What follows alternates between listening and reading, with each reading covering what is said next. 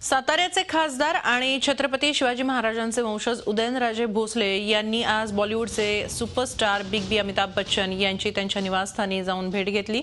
अमिताभ बच्चन यांना साताऱ्यात आयोजित एका विशेष समारंभात शिवसन्मान पुरस्काराने गौरवण्यात येणार आहे। छत्रपती उदयनराजे कल्चरल फाउंडेशन तर्फे हा पुरस्कार देण्यात येणार आहे। बच्चन यांचा फिटनेस, उत्साह आणि कला क्षेत्रातील कामगिरीबद्दल हा पुरस्कार देत असल्याचं उदयनराजेंनी सांगितलं। भारतात असुरक्षित वाटणाऱ्या लोकांचा त्यांनी कसा समाचार घेतला पहा। थेट बोलणारे उदयनराजे भोसले आपल्या सगळ्यांच्या परिचित आहेत।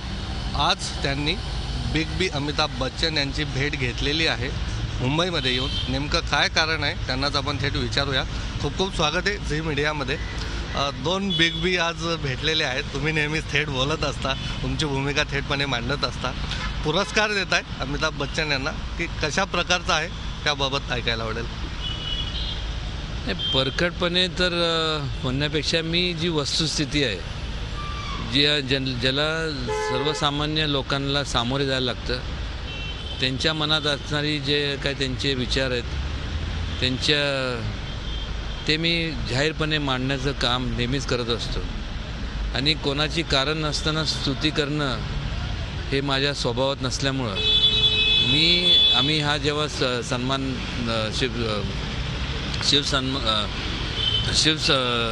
सन्मान देण्याचा जो विचार केला, त्यावेळेस मी असं उचित समजलं की अशा लोकांना दिला गेला पाहिजे की ज्यांच्याकडनं प्रोत्साहन घेऊन तरुण पिढीला एक दिशा मिळेल, एक चांगल्या प्रकारे आयुष्य कसं जगता येईल। अलीकडच्या काळात जी दुर्मिळ झालेली पाहायला मिळते त्याला कुठेतरी भर पडला पाहिजे आणि हा देश त्याच्यामुळेच अखंड राहील।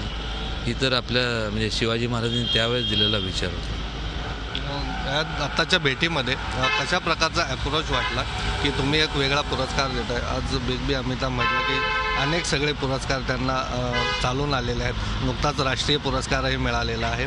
तर या पुरस्काराचं स्वरूप, याविषयी किती उत्सुकता त्यांनी दाखवली आणि कशा प्रकारचा त्यांनी तो स्वीकारला आणि निश्चितपणे आणि माझ्या दृष्टीने ते फार महत्त्वाची गोष्ट आहे। अमिताभ बच्चन यांना शिवसन्मान सोहळ्याने गौरवलं जाणार आहे।